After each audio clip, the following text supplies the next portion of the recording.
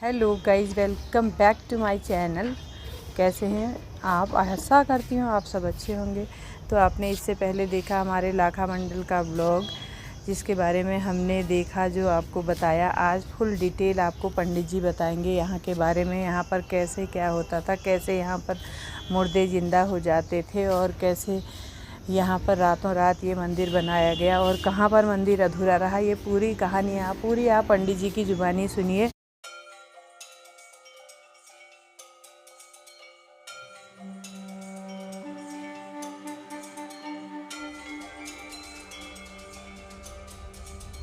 सब ना छठाप हुआ है अंदर।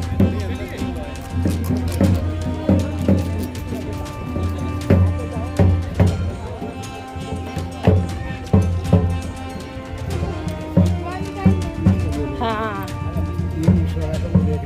हाँ, ये यहाँ के बारे में ये जानकारी है ना। और आप जो देख रहे हैं ये पुराने समय में, और पंडित जी यहाँ पर बता रहे थे कि गाय माता यहाँ पर रोज आती थी। गाय माता ने ये मंदिर की खोज करी और सच में आप देखेंगे ना, अभी जब हम दिखाएंगे आपको, मंदिर में गाय के पैरों के निशान बने हुए। नए नए टाइप के घर बन चुके हैं। पठाल के घर अब बिल्कुल समाप्ति की तरफ को हैं। कंक्रीट और सीमेंट से बने हुए घर अब यहाँ पर बन चुके हैं। पुरानी शैली के घर ये है। और ये है शिव पार्वती का मेन मंदिर। अंदर है शिव पार्वती की मूर्ति।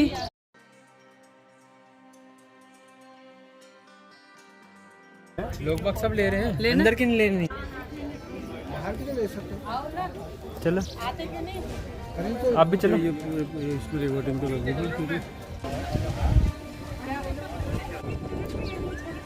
हाँ आ जाओ जा। डन है, हम लोग को लेना भाई।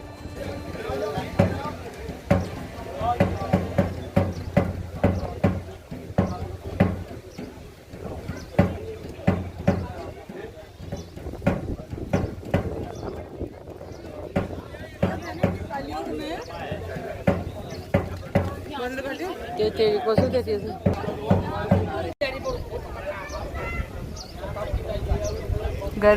गृह के अंदर की जो वीडियो है इन लोगों ने हमें बनाने नहीं दी, नहीं तो अंदर का भी हम पूरा दिखाते। पहले जो था काफ़ी समय पहले लेने देते थे, लेकिन तब मैं वीडियो बनाती नहीं थी, तो उस समय मैंने अंदर की फ़ोटो नहीं। तो अब आप लोग पंडित जी से ही पूरी बातें सुनिए।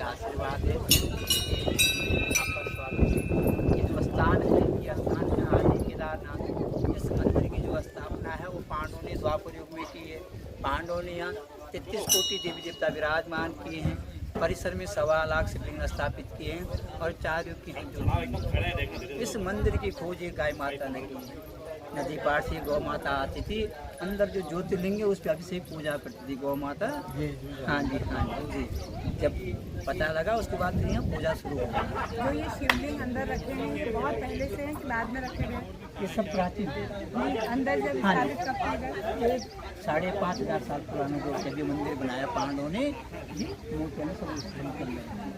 अंदर माता जी के चरण देखिए आपने। माँ पार्वती कन्या रूप में 5 वर्ष की माता जी ने यहाँ 12,000 वर्ष चरण देखे तो नहीं देखे। छोटे अभी दिखाएंगे आपको। आप थोड़ा आगे आ जाइए।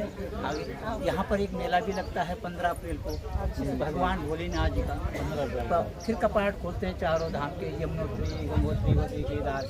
लेकिन वो 15 अप्रैल का जो दिन बैसाखी का होता है ना जी, फिर उसके बाद यात्रा शुरू हो जाती है। जिनकी शादी हो जाती है, यदि बेटी हो बेटा हो, यदि संतान नहीं होती है तो संतान प्राप्ति हेतु लोग आज भी सदैव नगर में आते हैं। महाशिवरात्रि को पूरी रात्रि वो लोग यहाँ बैठते हैं, भगवान का ध्यान करते हैं। साल भर के अंदर बहुत बढ़ जाते हैं। उसी प्रकार आप लोगों की 4 धाम की यात्रा भगवान आदि केदार के धाम से शुरू हो रही है। हम मनोकामना पूर्ण करें। हमारी पहले यात्रा हो चुकी है। ये 5 पांडव हैं। 5 पांडव। ये 5 पांडव का स्थान है। ये उनकी माता है, कुंती है। 5 पांडव की जो माँ है। यहाँ पर दिसंबर में पांडव नृत्य होता है। पूरा महीना जो दिसंबर का है, मंगसिर को कहा जाता है, उस समय यहाँ पांडव नृत्य होता है, जागरण होता है। कम से कम 200 लोग 300 लोग यहाँ रात को आते हैं, भगवान उनकी मनोकामना पूर्ण करते हैं, फिर चले जाते हैं। हर दिन महीना तो 1 महीना पूरा पांडव नृत्य होता है। और यहीं पर वो त्रेतायुग का ज्योतिर्लिंग है, जो भगवान श्री राम जी ने जब लंका के लिए बदला था, स्वच्छ रामेश्वर में भगवान श्री राम जी ने वहाँ भगवान शिव की स्थापना की। तो उसी प्रकार का जो ज्योतिर्लिंग वो यहाँ स्थापित, ये त्रेतायुग का ज्योतिर्लिंग है। ये त्रेतायुग का ज्योतिर्लिंग है। जब भगवान कृष्ण जी का अवतार हुआ द्वापर में, तो द्वापर का जो ज्योतिर्लिंग है ये हरा वाला है, क्योंकि भगवान कृष्ण जी को हरा पसंद था, पांडव ने हरे में शुद्ध विराजमान किया। तो ये द्वापर का ज्योतिर्लिंग। कलयुग का ज्योतिर्लिंग जी द्वापर का। कलयुग का जो ज्योतिर्लिंग है वो आगे हैं, जहाँ अभी आप लोगों ने अभिषेक पूजा की है, उस शिवलिंग पे जल अर्पित करने से बताया जाता है कि पितरों को परम वैकुंठ प्राप्त होता है, यात्रा सफल होती, मनोकामना पूर्ण। वो ज्योतिर्लिंग अष्टदल पर है। अष्टदलम वैष्टलिंगम सर्व पाप विनाशनम। अच्छा, उस पर अभिषेक अष्टदलोपरिवेष्टितलिंगम सर्व पाप विनाशनम। उस शिवलिंग के दर्शन करने से सारे कष्ट दूर होते हैं, यात्रा सफल होती, मनोकामना पूर्ण होती है। अब आप आगे आइए, और ये बगल में जो शिवलिंग ये सब द्वापर के हैं गुरुजी, ये सब द्वापर के हैं। ग्रे हरे वाले सब द्वापर के हैं। और ये इधर छोटा वाला, ये सब द्वापर के हैं। ये भी छोटा वाला भी है। ये है त्रेता का। ये लाल वाले त्रेता का त्रेता के वाला, बोल रहे, और हरे वो वाले हरा उधर वाला सारे द्वापर के, सब द्वापर के। क्योंकि द्वापर में पांडवों ने यहाँ 1.25 लाख शिवलिंग स्थापित किए हैं। इस मंदिर को आप देख रहे हैं, इस मंदिर की जो स्थापना है वो पांडवों ने एक रात में इस मंदिर को स्थापित किया है। एक रात में। थोड़ा दूर से ले तो मंदिर की, और एक रात में बना दिया। हाँ, एक रात में इस मंदिर की स्थापना की है। जिस गाय माता ने इस मंदिर की खोज की, ये उस गाय के जिस गाय ने खोज की उसके खुर हैं ये। अरे वाह, ये देखिए, इसमें पूरे मंदिर पर देखिए अरे आप खुर बने सही में। पूरे चारों तरफ हुए गाय माता के। और एक रात में इस मंदिर को विराज 5,500 साल पुराना ये मंदिर है। ऐसा ही मंदिर फिर पांडवों ने केदारनाथ में विराजमान किया। ये स्थान आदि केदारनाथ। इस मंदिर आस्था में पंजी को देते नहीं तो 16 स्तंभ देखिए, पर दोनों के- दिक्कत हो रही है। तो जो इस मंदिर के 16 स्तंभ होते हैं, इस मंदिर के अंदर संपूर्ण देवी देवता विराजमान किए जाते हैं। जैसे आप ये स्तंभ देख रहे हैं, ये स्तंभ है, ये 4 इधर हैं। ये मैं आपको दिखा रहा हूँ, ये देखिए, ये 4 स्तंभ किस चीज के हैं? 4 वो 16 स्तंभ इस मंदिर के 4 इधर हैं, 16 स्तंभ। 4 उधर हैं, 4 4 दिशाओं में 4 स्तंभ। 16 स्तंभ में संपूर्ण देवी देवता विराजमान किए जाते हैं। और यहीं पर वो पांडवों को जलाने के लिए लाक्षागृह भी बनाया था। वो जगह है, आप इधर आइए, यहाँ पर वो महल बनाया था। हाँ, लाक्षागृह का महल। हाँ। जी जी जी आ जाइए, आप आगे आ जाइए। कोई नहीं हुआ, अभी कोई निशान अभी लोग अपनी देर हो गई ना, अभी सब लोग सही हो गया। इस स्थान सब पर लोग निकल गए। पांडवों को जलाने के लिए यहाँ कौरवों ने वो महल बनाया, लाख का महल। लाख का महल बनाया। जब आग लगाई वो पूरा महल जल गया। जो अवशेष है, ये पत्थर देख रहे हैं आप, लाल ये उस समय के जले हुए पत्थर। कि जले हुए इसलिए लाल हो गए। इस जगह से फिर लाख सुरंग, के ढेर लाल हो गए। इस जगह से वो सुरंग बनाई विदुर जी ने। आप आइए, आपको यहाँ दर्शन कराते हैं। एक सेकंड रखना। मैं पकड़ूं इसको। चलो चलो, खोदे तो यहाँ से सुरंग है। यहाँ से वो सुरंग बनाई विदुर जी ने। आप देखिए, इसी रास्ते पांडवों को उस गुफा में बाहर निकाला है। जो आपको नीचे पांडव गुफा नीचे रोड रास्ते पर, में हाँ, उस गुफा के अंदर एक छोटा सा ज्योतिर्लिंग है। उस ज्योतिर्लिंग पे अभिषेक अपने आप हो रहा है। वहाँ कोई जल नहीं चढ़ाता है, अपने आप उसमें जल धारा है। ऊपर से जल रहा है। उस गुफा के अंदर 2 रास्ते और हैं। एक यमुना नदी में जा रही है, एक मतलब वहाँ से केदारनाथ में निकलती है। मेरे पिताजी की उम्र है 95 वर्ष। पिताजी बताते हैं, जब हम छोटे थे तो हम इसके अंदर जाते सच्ची जाते थे। अंदर जाते थे। अंदर जाकर बड़ी डरावनी सी आवाज़ आती थी। फिर हम लोग डर जाते थे, फिर वापस आते थे। फिर धीरे धीरे ये बंद कर दिया। ये बंद कर दिया गया। ये जो आप द्वारपाल देख रहे हैं ना, ये सतयुग में जब दक्ष राजा के यहाँ यज्ञ हुआ, दक्ष राजा जी ने सभी देवताओं को निमंत्रण दिया। भगवान शिव सती माता को नहीं बुलाया। माँ सती ने कहा पिता के यहाँ यज्ञ हो रहा हो, वहाँ जाएंगे, यज्ञ में सम्मिलित होंगे। तो भगवान ने कहा देवी वहाँ मत जाओ, वहाँ जो अपमान हो जाएगा। इधर से सती ने कहा मेरे माता पिता है, मैं वहाँ जाऊँगी। भगवान ने कहा देवी अपमान हो जाएगा, मुझे दोष मत देना। पिता के जब बेटी जाती ना जी, बड़ी जी, तो उस यज्ञ कुंड में भस्म हो जाती है। भगवान को पता लगा, उन्होंने अपनी जटा से ये 2 वीरभद्र तैयार किए। एक वीरभद्र बने, में वीरभद्र के नाम से जाने जाते हैं। जब त्रेता युग आया, फिर ये भगवान श्री राम जी के जय विजय बन गई। द्वापर आया, द्वापर में भगवान कृष्ण के द्वारपाल बन गए। इस कलयुग में ये देव बन जाते हैं। इनके मुकुट लगा हुआ है, आप ध्यान से देखिएगा। और ये दाना है इनके कंकाल है मस्तक पर, ये प्रमाण है, मानव खोपड़ी ये दर्शाई जाती है। देखिए आप, ऐसे जो छोटे छोटे मस्तक पर है वो लगाया पड़ेगा बीच में, सामने देखो ना, ये आंखें दिख रही हो। इस लाखा मंडल का जो पुराना नाम है मड़ा, मड़ा इसलिए बोलते थे कि इस लाखा मंडल में जिस भी व्यक्ति की मृत्यु होती थी उस मृतक व्यक्ति को यहाँ रखते थे। फिर पंडित जी का छीड़ा मारा, वो व्यक्ति कुछ पल पंडित जी की होता था, पंडित जी के हाथों पितृ पूजा होती थी, तब उसे वैकुंठ प्राप्त होता था। यहाँ के दर्शन करने से आप लोगों के जो पितृ हैं उनको परम मोक्ष की प्राप्ति होती है और आपकी यात्रा सफल होती है। ये हवन कुंड है। अच्छा, ये जो परंपरा कब से टूटी? ये 100 साल पुरानी थी। अब क्यों नहीं? कलयुग का को बढ़ रहा ना जी। 100 साल पहले तक ऐसा होता था कि यहाँ पर शव को लाया जाता हाँ था। जी, हाँ जी। मतलब जैसे आपके पिताजी या हाँ, उनके पिताजी हाँ, के समय की ये परंपरा रही होगी। हमारे दादा के, आपके दादाजी ने देखा होगा। दादाजी ने। हाँ जी। अच्छा। तो जैसे बल पुरुष मरता था तो बछड़ा लाते थे, हाँ। महिला मरती थी तो बछड़ा लाते थे, अच्छा। गौदान करते थे ना यहाँ पर। अच्छा, पुरुष मरे तो तो बछड़ा बछड़ा लाते थे। हाँ। और महिला मरे तो बछड़ी लाते बछड़े थे। लाते थे। अभी क्या लाते हैं? अब ये नहीं, अभी जैसे कोई किसी की हाँ। मृत्यु होती है तो उसमें क्या बछड़ी या बछड़ी? नहीं अभी भी वो प्रथा है? लाया था, कुछ समय पहले लाया था, कुछ वर्ष पहले भी लाया था कि जब यहाँ कोई जीवित नहीं होता है फिर इसको भी आप मत लाइए। भी तो होती है हाँ जी। पुराने लोगों में। जी जो जी लगती जी है। जी। धीरे धीरे हाँ, वो बढ़ ये रहा है। हवन कुंड भाई जैसे जैसे कलयुग हो रहा है वैसे यहाँ पूजा पाठ होता है। ये हवन कुंड है। तो यहाँ हवन किया जाता है सुख शांति के लिए। हम्म। ये हवन कुंड पांडु ने बनवाया, इसको हमने थोड़ा फिर अपने आप इसको उठाया है। हाँ, इसको कोई भी आके यहाँ हवन कर हाँ सकता जी, है। हाँ जी, हाँ जी, सुख शांति के लिए। सुख शांति के इस लिए। लाखा मंडल में 2011 में एकादश महारुद्र यज्ञ हुआ था, जहाँ की 11 हवन कुंड इस परिसर में बने थे। तो जब अग्नि को जलाया गया, 151 ब्राह्मण थे, तो ब्राह्मणों ने जब मंत्र बोला तो अग्नि प्रकट हो गई। कब की बात है? ये 2011 में। अच्छा। हाँ, इस नगर को दुल्हन की तरह सजाया गया था, अच्छा। क्योंकि यहाँ संपूर्ण देवी देवता 1.25 लाख शिवलिंग है। तो अग्नि जो है हमने अपनी आंखों से देखी, प्रकट होती हुई और जलती हुई, फिर 11 हवन कुंड में अग्नि प्रकट हो गई है अपने आप अपने आप। 11 हवन कुंड बाकी कहाँ है? तो बंद कर दिया ना जी। उसमें यज्ञ हुआ कह रहे हैं ना? देखिए कि ये देखो, ये है ये है 5 पांडव। ये धर्मराज है जिसका पांडव के बड़ी भाई, ये अर्थी विराजमान वहाँ की बनी है।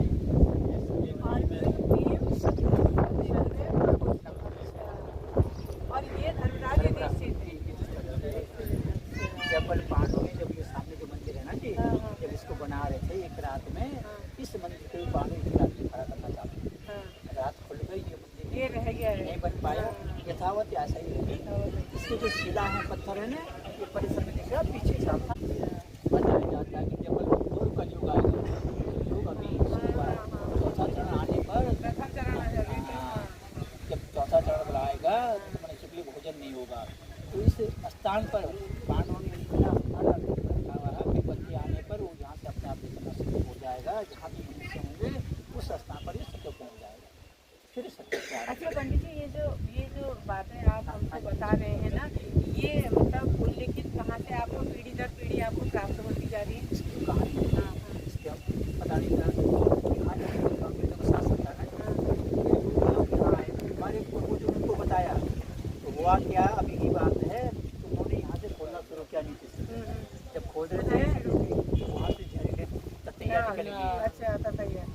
जैसे पानी का फव्वारा निकलता है ना, ऐसा खुला, नाग बिच्छू निकले, उसको यहाँ से बंद करके जाना पड़ा। इतनी संपदा इसके नीचे रखी गई, पूरे विश्व के लिए संपदा दिया था।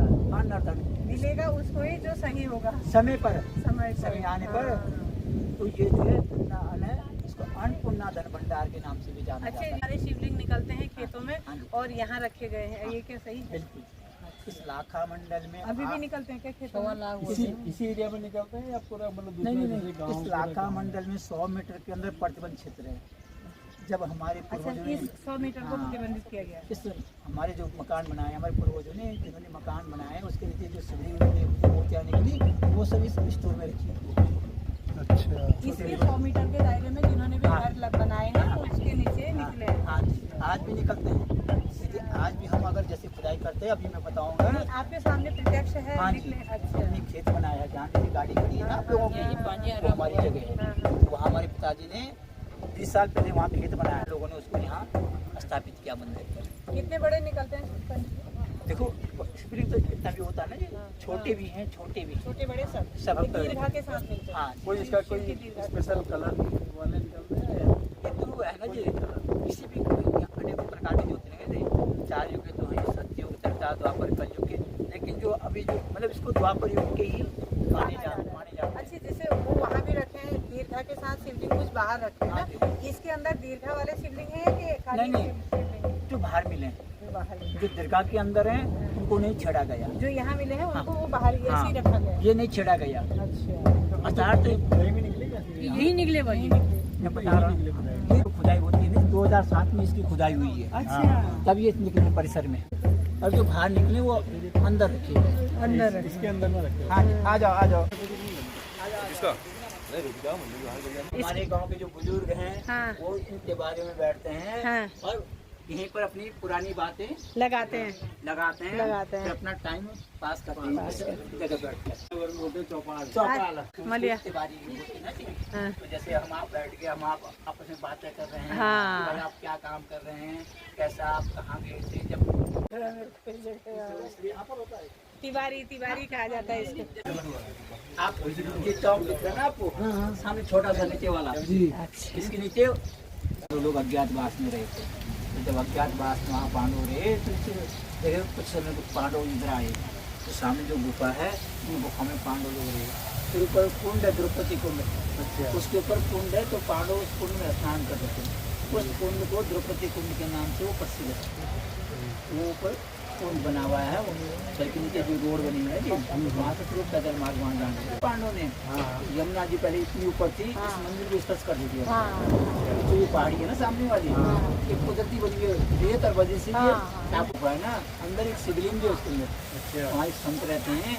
जब अंदर गए, उसमें छोटा सा शिवलिंग है, उस पर भी वहाँ अभिषेक हो रहा है, वहाँ भी जल सकते हैं उस पहाड़ी के ऊपर, अंदर पास में गुफा है ना। आप लोग गए पंडित जी इधर कभी? हाँ जी, तो जाते रहते हैं ना ये।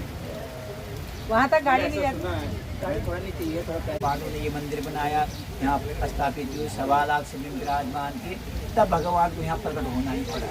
तभी भगवान उनको दर्शन नहीं दिए, सिर्फ खड़े हुए वहाँ उनको पीछे से दर्शन दिए। यहीं से आगे भोलेनाथ निकलते उनके पीछे पांडव गए केदारनाथ अंतर ध्यान हो गए। फिर वहाँ मंदिर बना, हाँ, फिर मंदिर बनाकर फिर बद्रीनारायण गए, फिर विष्णु जी की रक्षण की पूजा की पांडवों ने। फिर वहाँ से जब आगे जाते हैं, हिमकुंड पार करके स्वर्गारोहण को, उनके जो भाई हैं वो सब चोला बदल देते हैं, सब उनकी वहीं मृत्यु हो जाती मोक्ष है। को प्राप्त हो जाते हैं। उनकी पत्नी भी जो चोला बदल देती है। अब रहते हैं धर्मराज जी अकेले। फिर जब आगे जाते हैं तो आगे उनके साथ एक कुत्ता लग जाता है। तो देखते क्या है, वो कुत्ता जोर जोर से वो चिल्ला रहा है। धर्मराज जी ने कहा मेरे साथ यहाँ कोई नहीं है, मैं तो ऐसे जंगल में हूँ, यहाँ भगवान रहते हैं, बाकी कोई नहीं है। तो देखा पास जाके, तो कुत्ता जोर से चिल्ला रहा था, उसमें जो कीड़े पड़े हुए थे उसको कुछ अंदर। भगवान की लीला देखो ना, वहाँ भी परीक्षा हो रही है उनकी। तो कहा कि इन कीड़ों को जमीन पे डालो, मर जाएंगे, फिर पाप लगेगा। तो उन्होंने अपना वजन फाड़ा, देखिए फिर भी वहाँ परीक्षा हुई, स्वर्ग जाने के लिए वजन फाड़ा, सारे कीड़े उन्होंने अपने शरीर में डाले। फिर वही भगवान खड़े हो गए साक्षात। कहा धर्मराज मैं तुम्हारी परीक्षा से बहुत प्रसन्न हूँ, मैंने तुम्हें बहुत परीक्षा ली है और तुमने हार नहीं मानी, सिर्फ तुमने एक बार झूठ बोला, अश्वत्थामा मारा गया नरो या कुंजो, वो तो भगवान कृष्ण की लीला थी ना जी, महाभारत को खत्म करने की। तो तब उसी एक शब्द से उनको 12 साल का वनवास, 1 साल का अज्ञातवास करना पड़ा। कहा धर्मराज सामने देखिए आपके लिए विमान आ रहा है, आप उसमें बैठिए, आप स्वर्ग जाइए। तो देखिए भगवान राम की चोला बदल धर्मराज उस पर स्वयं जैसे थे उसी प्रकार से स्वर्ग गए। तो हम मनुष्य हम तो देखो कुछ नहीं है उनके सामने, हमको सेवक है प्रभु के, तो ये कर्म ही प्रधान है जी, जो कर तरक पड़ा हुआ शाखा। हम लोग इधर गए ना गुजरात साइड में, तो वहाँ पर एक दीव में मंदिर है, तो वहाँ पर